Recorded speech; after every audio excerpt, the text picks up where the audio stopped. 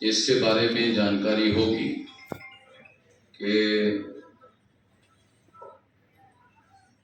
1848 से लेकर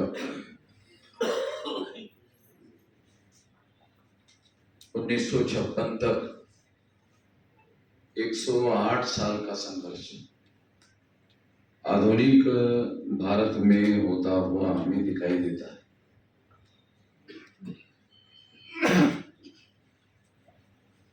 ये संघर्ष शुरू होने के पहले जिसे हम लोग कानूनन या संवैधानिक अधिकार या जिन लोगों को इस देश में अधिकार वंचित करने का षड्यंत्र किया गया था ब्रह्मनिकल सोशल ऑर्डर के द्वारा, उन लोगों के द्वारा जो षड्यंत्र किया गया था वो काम हमारे लोगों के विपरीत काम था, विरोध में काम था, और इस वजह से उन लोगों को अधिकार वंचित करने का षड्यंत्र किया गया था। उसके विरोध में आधुनिक भारत में 1848 से लेकर 1956 तक अगर हम गिनती करें तो ये लगभग 108 साल का संघर्ष है। ये 108 साल के संघर्ष में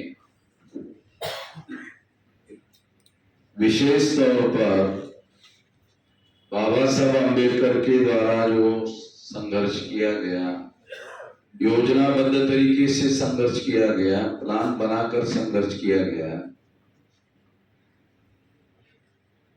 तो इस संघर्ष के बदौलत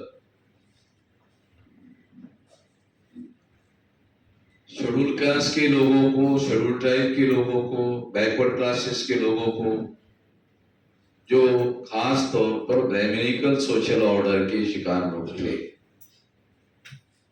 जिनको ब्रह्मनिकल सोशल ऑर्डर के तहत अधिकार वंचित किया गया था, उन लोगों को इस 108 साल के संघर्ष के बदौलत ही अधिकार मिले।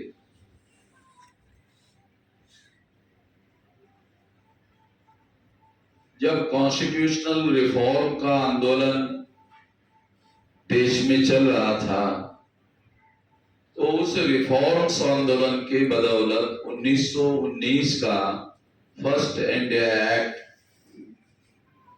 अंग्रेजों ने लागू किया था।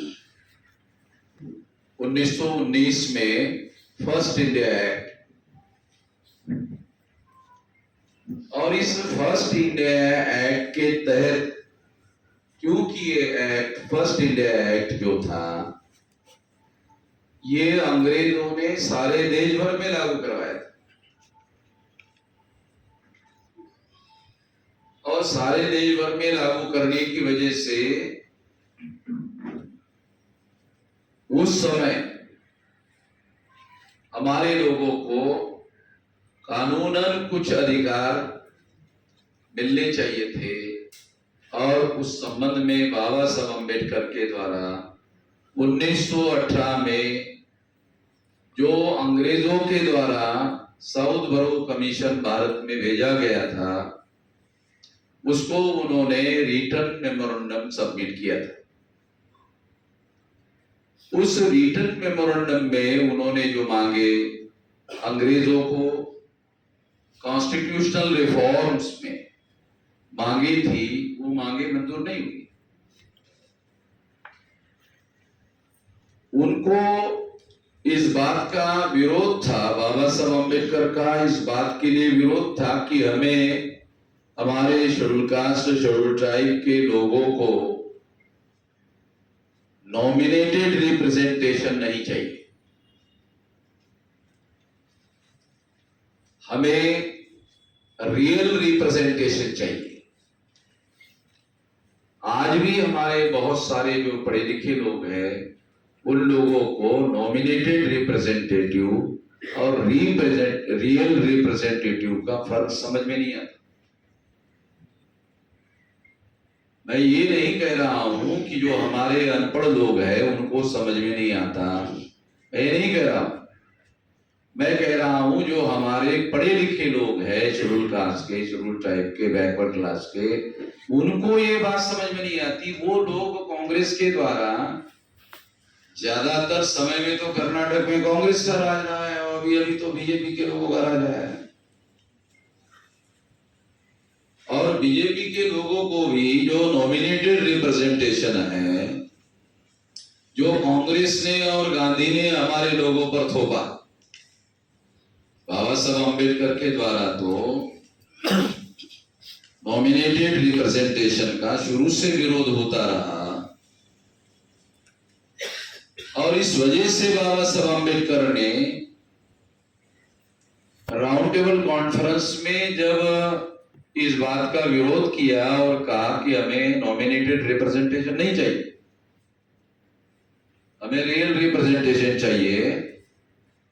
और रियल रिप्रेजेंटेशन का तरीका क्या हो, तो उन्होंने सेपरेट इलेक्टोरेट के तौर पर प्रस्ताव दिया। अंग्रेजों ने 17 अगस्त 1932 को सेपरेट इलेक्टोरेट लागू किया। 17 अगस्त 1932 को सेपरेट इलेक्टोरेट लागू किया गया। इसके विरोध में गांधी जी, जो कांग्रेस से उस समय के सबसे बड़े नेता थे, उन्होंने इस बात का विरोध किया। इसके लिए उन्होंने आमरण अनशन किया और आमरण अनशन करने के बाद जॉइंट इलेक्टोरेट हमारे लोगों पर थोपा गया। जो आज भी शेड्यूल कास्ट और शेड्यूल ट्राइब के लोगों को ऑल इंडिया में आर्टिकल 330 और 332 के तहत मेंबर पार्लियामेंट के लिए और मेंबर असेंबली के लिए आज भी जॉइंट इलेक्टोरेट लागू है। ये जॉइंट इलेक्टोरेट ए नॉमिनेटेड रिप्रेजेंटेशन।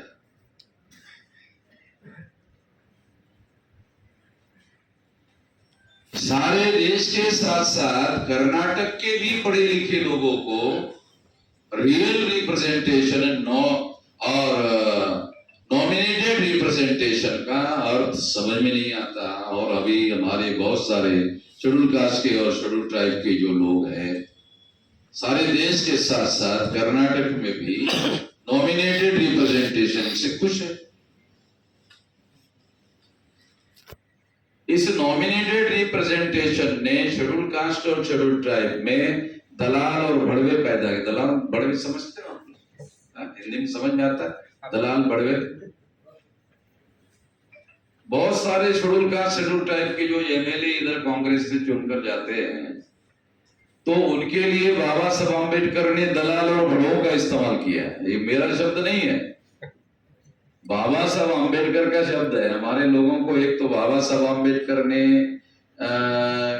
कौन सी किताबें लिखी है, वो किताबों का नाम भी पता नहीं, पढ़ा कि नहीं पढ़ा वो बहुत दूर की बात है। तो काशीराम जी ने जब देखा कि हमारे जो पढ़े लिखे लोग हैं जो फायदा ले रहे हैं बाबा साहब अम्बेडकर के आंदोलन का, उन्होंने बाबा साहब अम्बेडकर की किताबों को पढ़ा नहीं। जब उन्होंने देखा अरे पढ़ा तो बहुत बड़ी बात हो गई, इनको बाबा साहब ने लिखी हुई किताबों का नाम भी मालूम नहीं, किताबों को नहीं पढ़ा तो बड़ी बात हो गई है। तो उनको ये जानकारी हुई कि उनको तो बाबा साहब की लिखी हुई किताबों का नाम भी पता नहीं, पढ़ने की तो बहुत दूर की बात है। बाबा साहब अम्बेडकर ने what Gandhi and Congress have done to untouchable नाम का किताब लिखा, Gandhi and emancipation of untouchable नाम का किताब लिखा। ये सारे के सारे सबूतों के साथ लिखा कि गांधी और कांग्रेस ने हमारे लोगों के साथ में कितना सत्यानाश करने का काम किया है, सबूतों के साथ। और गांधी तो वो किताब व्हाट गांधी एंड कांग्रेस और अनटचेबल नाम का किताब जब गांधी ने पढ़ा तो उन्होंने कुछ लोगों को बुलाया और बुलाकर कहा कि ये अम्बेडकर की किताब का जवाब तो लिखवाया, गांधी ने बुलाकर लिखवाया। इतना ज्यादा डॉक्यूमेंट्री एविडेंस दिया था गांधी के विरोध में। गांधी की वजह से और कांग्रेस की वजह से कैसा हमारे लोगों का सत्यानाश हुआ। अभी कर्नाटक के लोगों के दिमाग में अभी भी कांग्रेस थोड़ा है। वैसे हमारा आंदोलन चलेगा तो फिर कांग्रेस को हम लोग हजामत करेंगे। कांग्रेस की जो है, कांग्रेस की जड़ें नॉर्थ इंडिया में कमजोर को हम लोगों ने की। कांग्रेस अगर कमजोर हुई है नॉर्थ इंडिया में और दिल्ली से हट गई है, दिल्ली की सत्ता में कांग्रेस गई ना, वो हम लोगों की वजह से गई। अब कर्नाटका में है तो उसको मैं देखूंगा, अभी थोड़ा सा इधर ज्यादा चलाऊंगा तो कांग्रेस की हालत जो है फिर इधर भी थोड़ी हजामत हो जाएगी तो फिर इधर भी पता चलेगा। यहाँ कुछ पढ़े लिखे लोग कांग्रेस के चाहने वाले हो सकते हैं और मुसलमान लोग भी जो है वो उनके अंदर भी दिमाग में जो है कांग्रेस का भूत सवार रहता है। मुसलमानों भी कांग्रेस का भूत जो है वो रहता है, सवार रहता है। कुछ लोग उसको मानते होंगे, कुछ लोग नहीं मानते होंगे, मैं इसकी परवाह नहीं करता हूँ। सच बोलने का आदी हूँ। सच बोलने से बुरा लगता है थोड़ी देर के लिए, ज्यादा देर में आराम हो जाता है। जब डॉक्टर इंजेक्शन देता है तो दर्द होता है, डॉक्टर कहते हैं घंटे बाद थोड़ा सा बर्दाश्त करो, घंटे डेढ़ घंटे के बाद में आराम हो जाता है, वो आराम हो जाता है। तो इंजेक्शन जब आदमी लेता है तो थोड़ा सा उसको दर्द होता है, उसके बाद में फिर कुछ देर के बाद में आराम हो जाता है। जब जो बातें मैं बताता हूँ तो थोड़ी देर के लिए पिंच होता है, दर्द होता है, मगर सोचने के बाद पता चलता है हाँ बात तो सही है। तो ये इसलिए मैं कह रहा हूं कि जागृति जो है ये पेनफुल प्रोसेस है। अगर कोई औरत मां बनना चाहती तो मां बनने के लिए उसको दर्द सहन करना पड़ेगा बच्चा पैदा करने में। जो औरत बच्चा पैदा करने का दर्द सहन नहीं करना चाहती है उसको मां कहने वाला बच्चा नहीं मिले।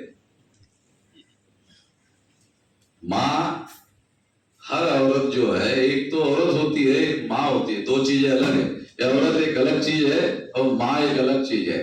हर औरत माँ हो ऐसा औरत चाहती है, मगर वो पेनफुल प्रोसेस है। उस दर्द से उस औरत को गुजरना पड़ता है, तब जाकर के वो माँ शब्द जो है वो सुनने लायक होती है। तो ये जो जागृति है ये थोड़ी पेनफुल प्रोसेस है, ये दुखदाई प्रोसेस है। इसको कुछ बातें जो आपकी दिमागी धारणाएं हैं आप लोगों के या तमाम हमारे पढ़े लिखे लोगों की सोचने का जो तौर तरीका है, जब मैं उसके खिलाफ में बोलता हूं तो थोड़ा दर्द तो होगा, तो स्वाभाविक है दर्द होगा, उसको बदलने की प्रक्रिया में दर्द होगा, मगर इससे हम लोगों को नुकसान नहीं है। आप लोगों को जानकारी लेना चाहिए, जानकारी ग्रहण करना चाहिए और जानकारी का जांच करना चाहिए, जांच पड़ताल करना चाहिए और उसके बाद स्वीकार करना चाहिए। हम कहाँ कह रहे हैं कि हम जो कह रहे हैं उसे मान लो, हम कह रहे हैं सुन लो।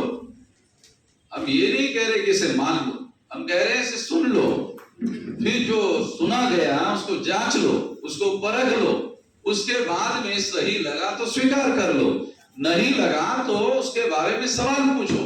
तो हमारे पास सारे सबूतों के साथ उसके बारे में जवाब है और सारा डाटा हमारे पास, उसके आधार पर बता रहा हूं।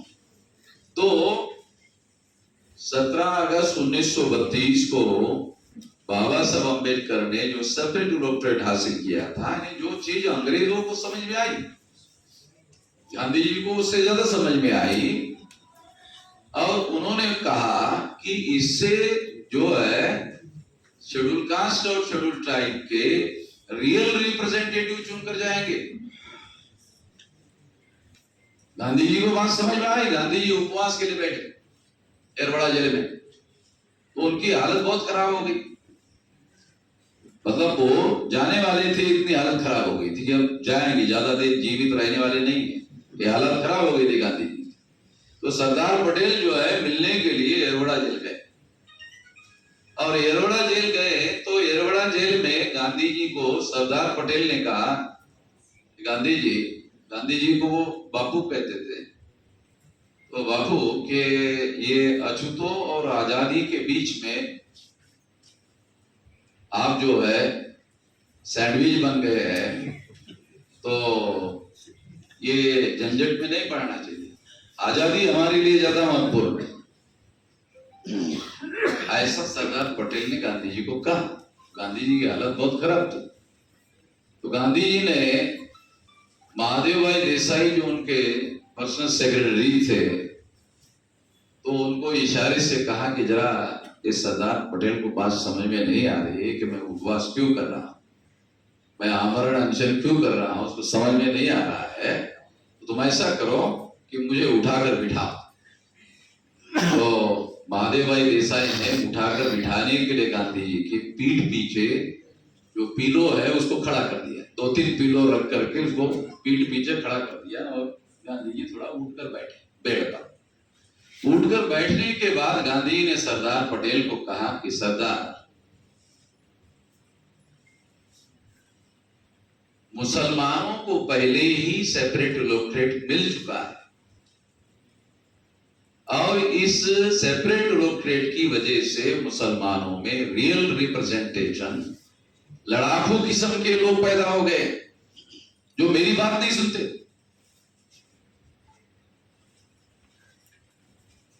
उन्नीस 1907 में लखनऊ पैक्ट हुआ बाल गंगाधर तिलक के साथ में मुसलमानों का, तो लखनऊ पैक्ट की तय अंतर्गत मुसलमानों को सेपरेट इलेक्टोरेट का मतलब यह था कि मुसलमानों को अपने वोटों के आधार पर अपने प्रतिनिधि चुनने का अधिकार मिल गया। तो उससे होता क्या था कि जो ज्यादा लड़ाकू किस्म का मुसलमान होता था, उसी मुसलमान को मुसलमान रिप्रेजेंटेटिव बनाकर चुनकर भेज देते थे, और वो आदमी जब चुनकर जाता तो गांधी जी से लड़ता था मुसलमानों के लिए। तो उसी तरह से बाबा साहब आम्बेडकर ने सेपरेट इलेक्टोरेट मतलब अछूतों के प्रतिनिधि चुनने का अधिकार, दैट इज सेपरेट इलेक्टोरेट। अछूतों के प्रतिनिधि चुनने का अधिकार अछूतों को मिलना चाहिए। गांधी जी का कहना था कि अछूतों के प्रतिनिधि चुनने का अधिकार ब्राह्मणों को भी मिलना चाहिए, अछूतों को भी मिलना चाहिए और ब्राह्मणों को भी मिलना चाहिए। क्योंकि हमारे बहुत सारे पढ़े लिखे लोगों को ये मालूम नहीं है जॉइंट इलेक्टोरेट क्या है, सेपरेट इलेक्टोरेट क्या है, पता नहीं है। इसलिए ब्राह्मणों को भी मिलना चाहिए। इसके लिए गांधी जी ने आमरण अनशन किया। तो गांधी जी ने सरदार पटेल को कहा कि मुसलमान गुंडे, गांधी जी ने जो कहा तो मुसलमानों को मालूम नहीं, मैं बता रहा। गांधी जी ने सरदार पटेल को कहा कि जो रियल रिप्रेजेंटेटिव में चुनकर जाने वाले मुसलमान गुंडे, और इसी तरह से सेपरेट इलेक्टोरेट में अगर अछूत लोग चुनकर गए तो अछूतों के गुंडे, मुसलमानों के गुंडे और अछूतों के गुंडे पार्लियामेंट में सरदार इकट्ठा हो जाएंगे। हम पहले से मुसलमान गुंडों से परेशान हैं, ये अछूत गुंडे इकट्ठा हो जाएंगे और मुसलमान इकट्ठा हो जाएंगे पार्लियामेंट में, और सरदार जल्दी ही आजादी मिलने वाली है, तुम लोगों की सरकार आने वाली है, तुम लोगों की सरकार ये दोनों मिलकर चलने नहीं देंगे। तुम समझ नहीं रहे हो जो मैं समझ रहा हूं। आप लोग सोचते होंगे कि जो आप गुंडे गांधी कह रहे हैं ये कहां है, हमने तो नहीं पढ़ा। गांधी की बहुत सारे हमारे लोग भगत लोग हैं, तो उन लोगों को लगता है गांधी ने ऐसा कहा, हमने तो नहीं पढ़ा। तो जब गांधी जी और सरदार पटेल का डायलॉग हो रहा था तो उसमें उस रूम में 3 ही लोग थे, सरदार पटेल, गांधी जी और महादेव भाई देसाई। तो गांधी जी और सरदार पटेल डायलॉग कर रहे थे और महादेव भाई देसाई दोनों क्या बोल रहे हैं वो लिख रहे थे डायरी। अब गांधी जी चले गए, सरदार पटेल भी चले गए, महादेव भाई देसाई भी चले गए, वो डायरी रह गई और वो डायरी मामन निजाम के पास है। दुश्मनों पर ध्यान रखना पड़ता है भाई, ऐसे थोड़ी आप लोगों को जानकारी मिलेगी। दुश्मनों पर ध्यान रखना पड़ता है, जो आपके साथ दुश्मनी करता है उसके बारे में आपको बहुत ज्यादा सतर्क रहना पड़ता है। तो वो डायरी मेरे पास,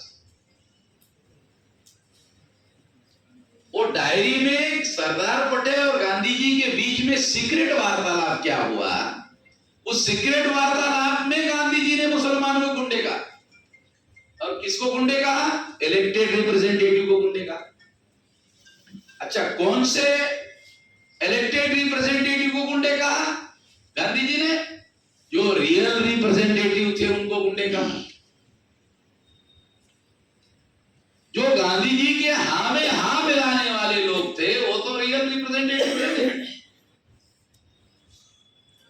जो जॉइंट डेवलपमेंट में उनके हाँ में हाँ मिलाने वाले लोग थे वो तो रियल रिप्रेजेंटेटिव नहीं थे, मगर जो रियल रिप्रेजेंटेटिव थे उनके लिए गांधी जी ने गुंडे शब्द इस्तेमाल किया। और इसी तरह के गुंडे अछूतों के चुनकर जाएंगे और ये दोनों मिलकर पार्लियामेंट में हम लोगों को साथ लड़ाई लड़ेंगे, सरदार तुम्हारे साथ लड़ाई लड़ेंगे, तुम्हारी सरकार चलने नहीं देंगे पार्लियामेंट में। इसलिए ऐसे रिप्रेजेंटेटिव चुनकर जाने नहीं चाहिए। कितने पढ़े लिखे लोगों को यह पता है कि 24 सितंबर 1932 को पूना पैक्ट गांधी जी हमारे लोगों पर थोपने में कामयाब हो गए और सेकंड इंडिया एक्ट 1935 जब अंग्रेजों ने सेकंड इंडिया एक्ट पास किया, उस सेकंड इंडिया एक्ट में ये प्रावधान है, कॉन्स्टिट्यूशनल प्रावधान है जॉइंट डेवलपमेंट का, यानी कांग्रेस की मर्जी या बाबा साहब अम्बेडकर की मर्जी नहीं, वो कानून है 1935 का सेकंड इंडिया एक्ट। उस कानून में जॉइंट डेवलपमेंट डाला गया और जब संविधान सभा बनी, संविधान सभा में बाबा साहब अम्बेडकर को चुनकर जाने के लिए गांधी जी ने सरदार पटेल के द्वारा ऐलान करवाया कि डॉक्टर अम्बेडकर के लिए संविधान सभा के दरवाजे ही नहीं खिड़कियां भी बंद कर देता। तो कुछ लोगों ने पूछा कि गांधी जी दरवाजे बंद करने के बाद खिड़कियां बंद करने की क्या जरूरत है? कहा कि तुम्हें मालूम नहीं अम्बेडकर को, तुम जानते नहीं हो, मैं जानता हूं, मैं मरते मरते बच गए। हाँ, तुम अम्बेडकर को जानते नहीं हो, मरने के कगार तक पहुंचा दिया अम्बेडकर।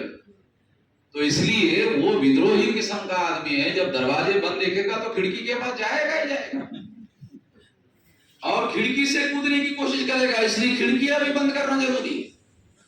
तो मैं संविधान सभा में डॉक्टर अम्बेडकर के लिए दरवाजे ही नहीं खिड़कियां भी बंद करवा रहा हूं। तो बाबा साहब अम्बेडकर बंगाल में बैरिस्टर जोगेंद्रनाथ मंडल के समर्थन से बैरिस्टर फजलुल हक वहां के मुख्यमंत्री थे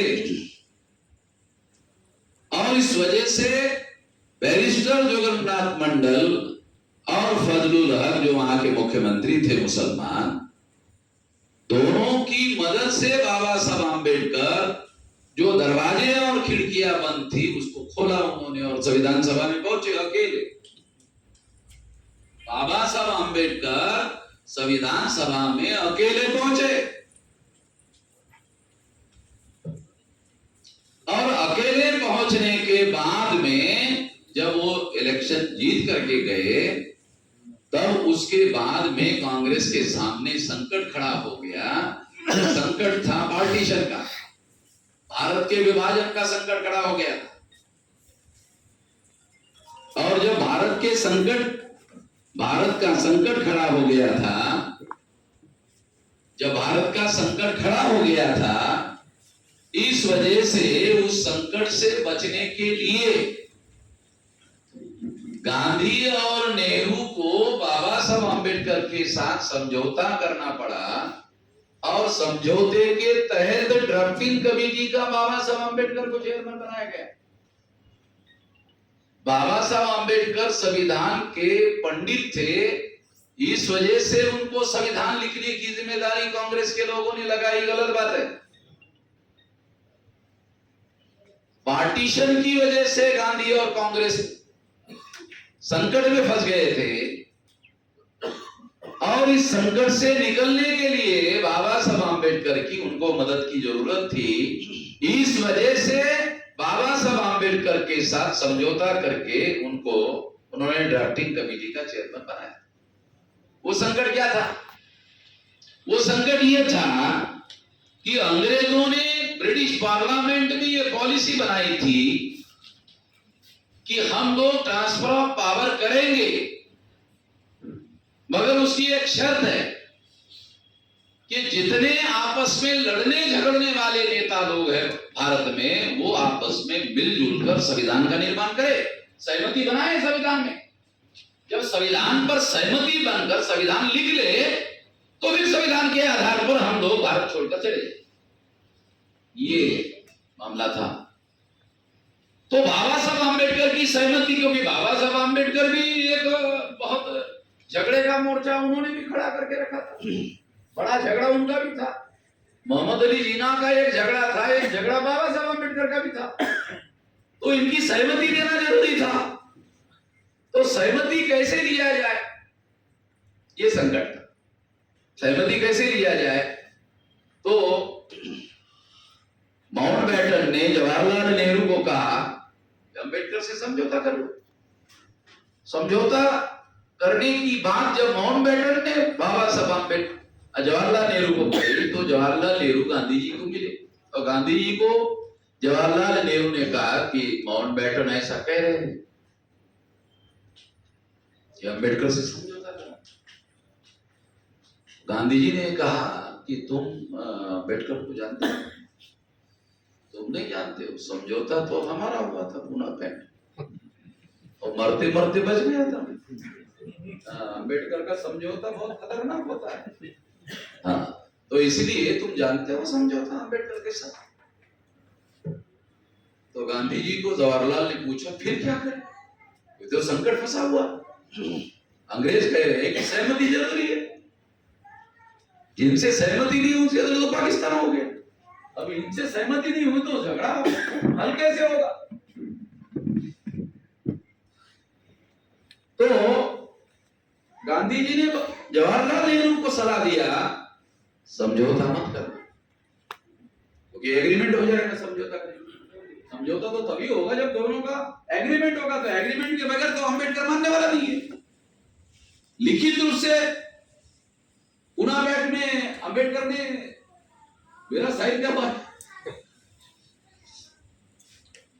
तो एग्रीमेंट करना तो कानून का ज्ञान, जानकार है, ज्ञानी है, पंडित है, तो जानता है। तो लिखित रूप से हमारे ऊपर यकीन नहीं, उसका विश्वास नहीं होता। लिखित में मैंने पूछा भी अम्बेडकर को, अरे मैं मान रहा हूं, आप मान रहे हो? तो अम्बेडकर ने कहा कि गांधी जी आप मान रहे हो, मैं मान रहा हूं, मगर आपके बच्चे, मेरे बच्चे भविष्य में मानेंगे ही, क्या गारंटी है?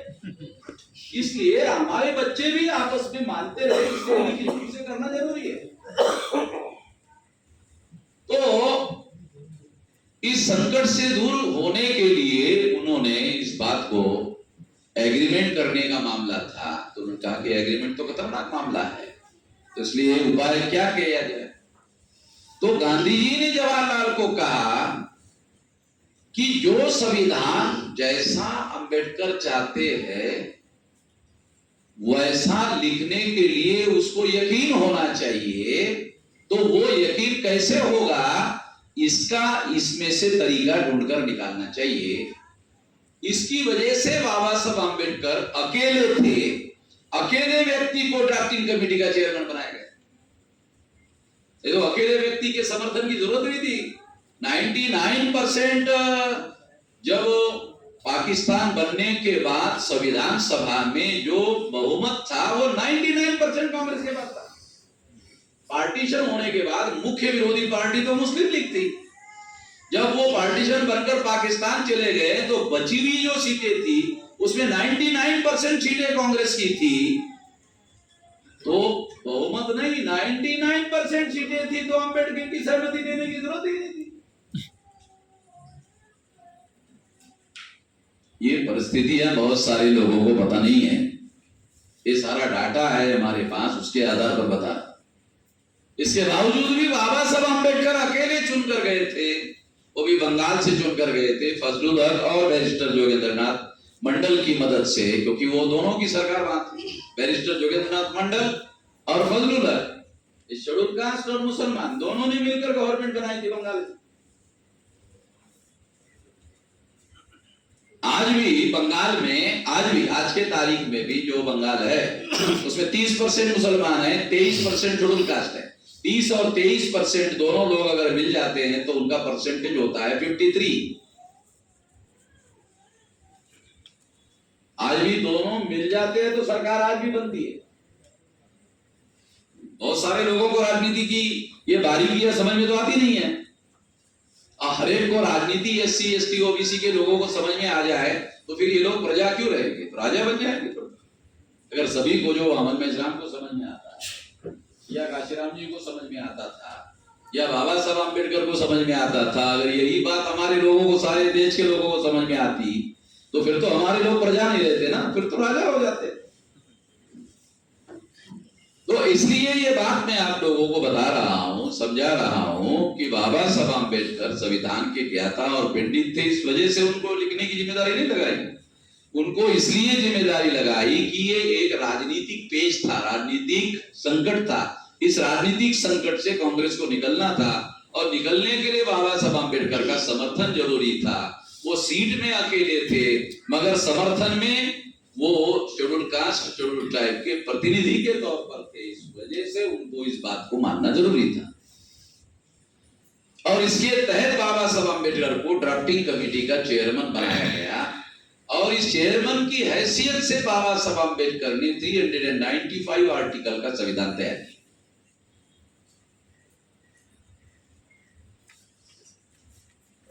तो नेहरू ने गांधी जी को कहा कि अगर ऐसा करते हैं कि डॉक्टर अम्बेडकर को संविधान लिखने की जिम्मेदारी लगाते हैं तो बड़ा संकट खड़ा हो सकता है। तो गांधी जी ने जवाहरलाल को कहा, बहुमत हमारा है, ड्राफ्टिंग डॉक्टर अम्बेडकर करेंगे, मगर कितना ड्राफ्ट पास करना है और कितना पास नहीं करना है वो तो हमारे पास में बहुमत के पास आएगा। हम पास करेंगे उतना ही पास होगा, अकेले लिखने से थोड़ी संविधान होगा। बहुत सारे लोगों को तो ये भी समझ में नहीं आता कि लिखने से ही संविधान हो गया है? किसी को समझ है कि बाबा साहब अम्बेडकर ने लिखा और संविधान हो गया? हाँ भाई, ऐसा संविधान बना? एक आर्टिकल 2 लाइन का, 3 लाइन का जब वो आर्टिकल लिखते थे ना, तो सरदार पटेल, जवाहरलाल नेहरू, डॉक्टर राजेंद्र प्रसाद, 3 लोगों के पास पहले उसको भेजा जाता था। वो 3 लोग जब उसको पास करते थे तब संविधान सभा में डिस्कस और डिबेट के लिए रखा जाता था, और जब वो डिस्कस और डिबेट के बाद पास करना था तो बहुमत कांग्रेस के पास था। जो पास होता था वही संविधान का हिस्सा बनता था। इसलिए संविधान सुपुर्द करते वक्त बाबा साहब अम्बेडकर ने कहा कि मैं बहुत सारी बातों से संविधान के सहमत नहीं, संविधान की बहुत सारी बातों से मैं सहमत नहीं हूं, मगर ये बहुमत का पास किया हुआ है, और एक लोकतांत्रिक व्यक्ति होने की वजह से मैं बहुमत ने इसको पास किया है। अब लोकतांत्रिक जो आदमी होगा, जो डेमोक्रेटिक आदमी होगा, वो किस आधार पर इसका विरोध करेगा? तो इसलिए मैं इस बात को मानता, ये उन्होंने रिकॉर्ड करके रखा कि संविधान की सारी बातों से मैं सहमत नहीं हूं, इसको रिकॉर्ड करके रखा। क्यों रिकॉर्ड करके रखा? कि भविष्य में मेरे जो अनुयायी लोग हैं उनको ये मालूम होना चाहिए कि संविधान के हर आर्टिकल से मैं सहमत नहीं हूं। अगर ये भाषण में उन्होंने नहीं कहा होता तो मैं थोड़ी कहता, यहां माइक पर थोड़ी कहता। मुझे इस वजह से मालूम हो गया ना, इस वजह से मैं कह रहा हूं ना। तो इसके आधार पर ये बातें आप लोगों को बता रहा हूं कि ये सारी बातें उस प्रोसेस से आई और 395 आर्टिकल का संविधान लिखा गया। 26 जनवरी 1950 को संविधान इस देश में लागू किया गया और इस देश में जो संविधान लागू किया गया और 1952 को जवाहरलाल नेहरू ने 3.5% ब्राह्मणों को 60% टिकटें दी। तो ये भी फॉर्म तो जवाहरलाल नेहरू के पास था, गांधी तो मर चुका था या ब्राह्मणों ने मार दिया था, आप लोगों को जानकारी तो है ही। जब तक ब्राह्मणों का कहना यह था कि गांधी जी को क्यों मारा, तो ब्राह्मण कहते थे प्राइवेट में कि गांधी जी का अवतार कार्य आजादी हासिल करना था, आजादी मिल गई है तो जीवित क्यों है? गांधी जी का अवतार कार्य समझते ना, अवतार गांधी जी ने जो जन्म लिया वो आजादी के लिए, आजादी मिल गई अब वो जीवित है क्यों? जबरदस्ती जीवित है, अवतार का कार्य तो समाप्त हो गया। अगर जबरदस्ती जीवित है तो इसलिए हमने उनका राम नाम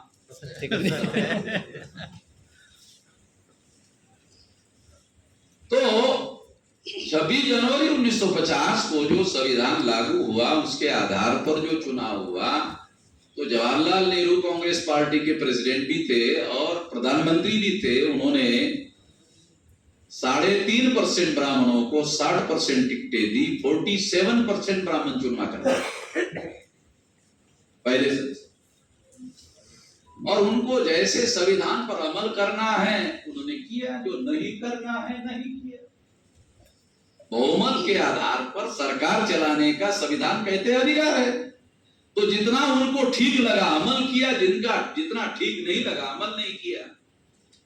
तो हमारे शेड्यूल कास्ट और शेड्यूल ट्राइब के 131 मेंबर पार्लियामेंट चुनकर जाते हैं और 1000 से ज्यादा 22.5% जो है लोग एमएलए चुनकर जाते हैं सारे देश पर।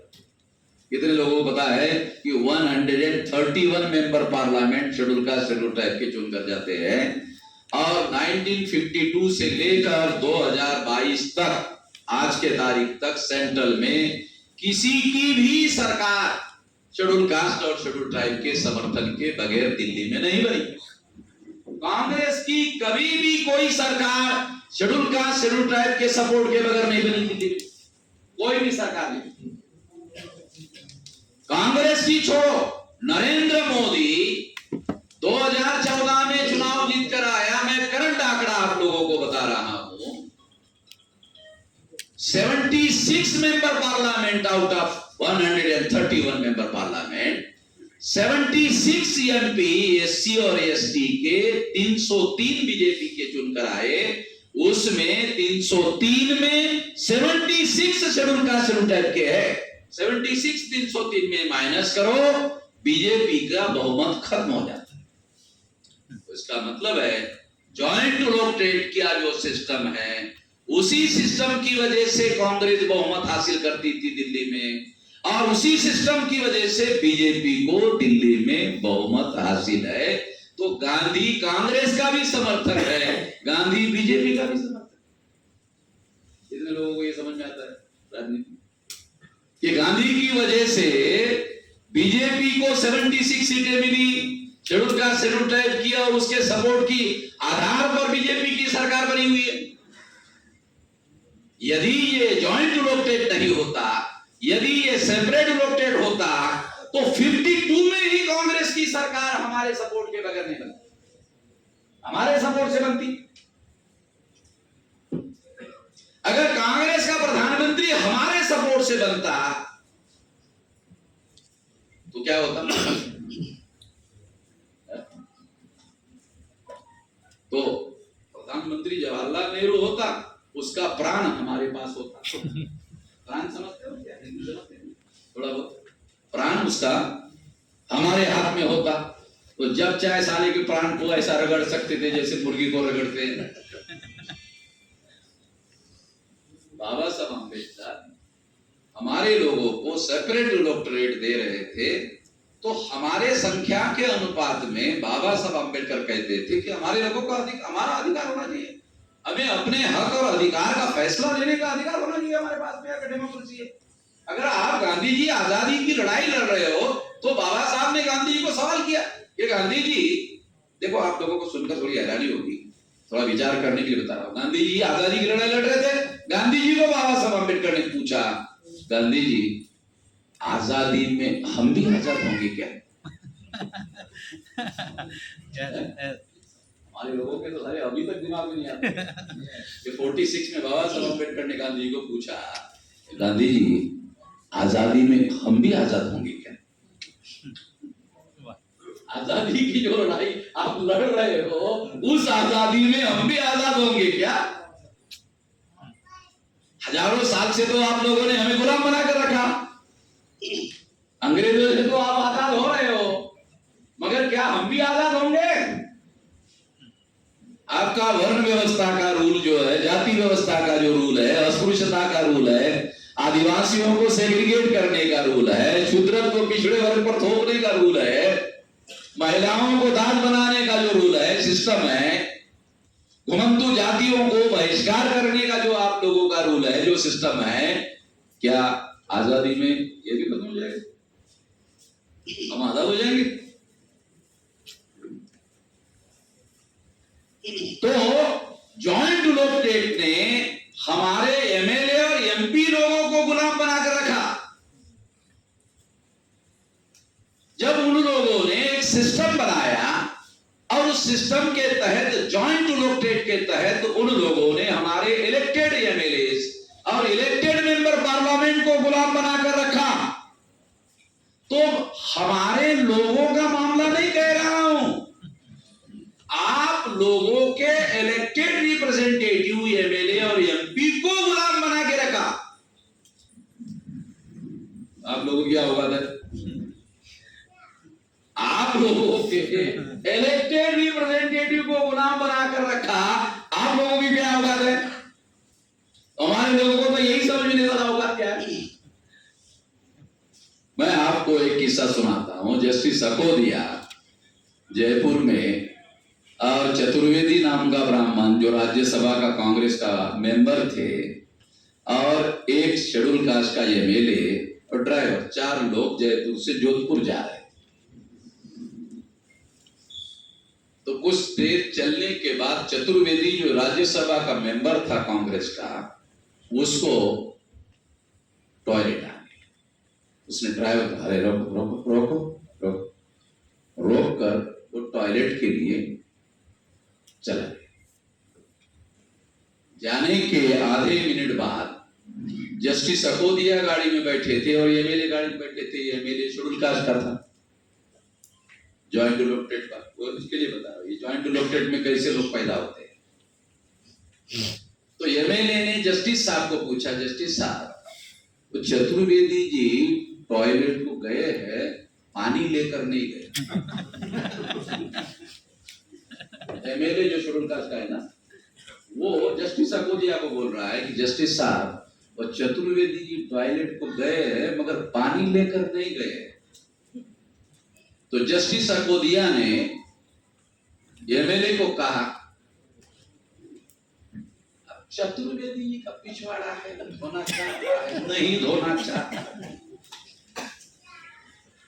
तुम काहे चिंता कर रहे हो? ये कोई विधानसभा का मामला है? ये विधानसभा का मामला है, तुम चिंता कर रहे हो उसकी? उसका पिछवाड़ा विधानसभा का सब्जेक्ट मैटर है, चतुर्वेदी का। आपको समझ में आ जाए, समझाने वाले तरीके से बता रहा हूं, क्योंकि हमारे लोगों को बहुत नीचे लेवल पर जाके समझाना पड़ता है, तब जाकर के समझ में आता है।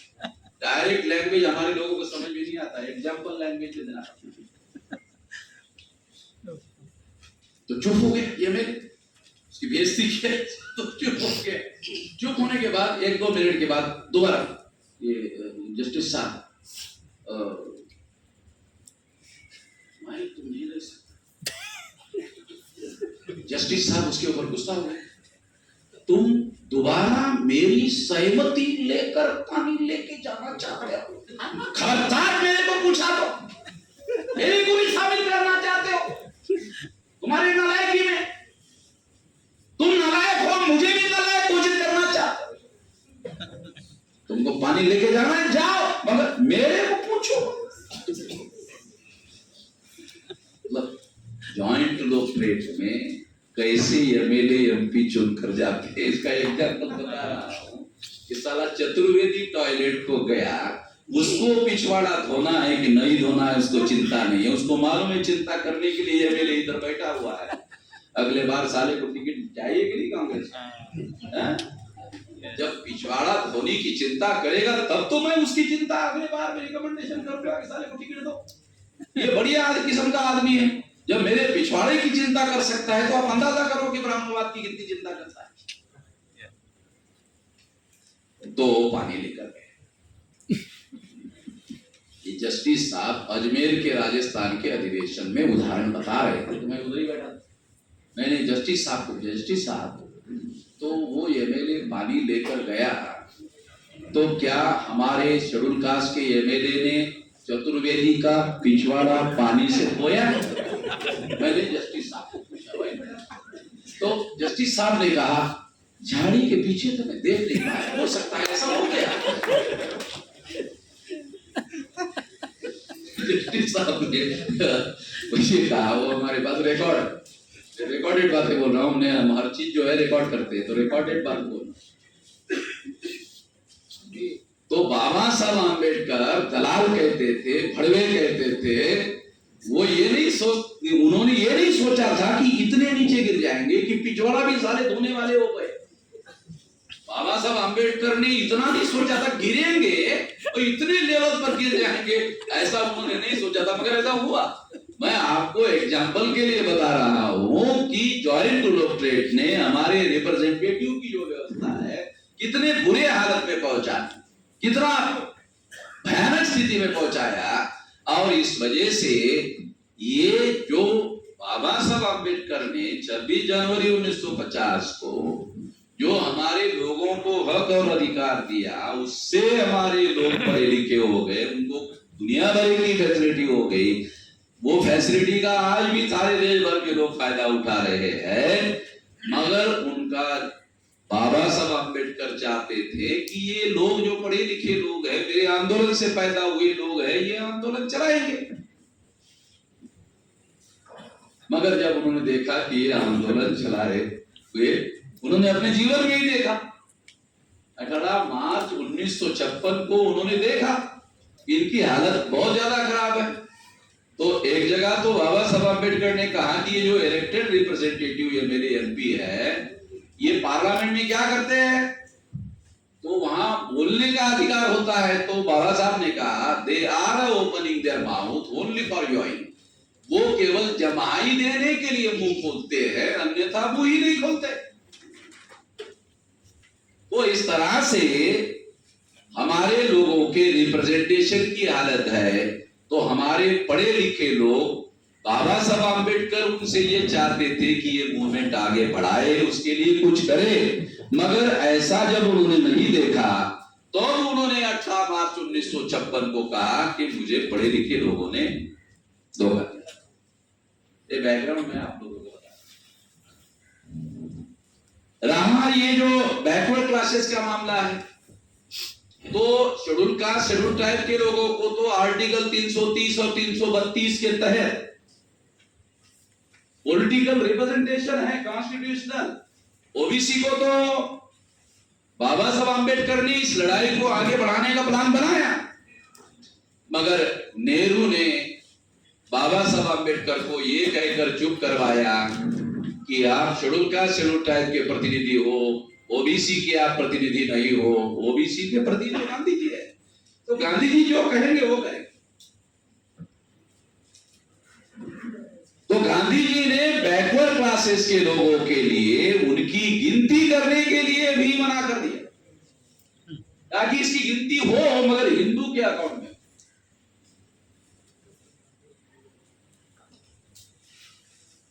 ओबीसी की गिनती ओबीसी के नाम पर नहीं होती है, ओबीसी की गिनती हिंदू के अकाउंट में होती है।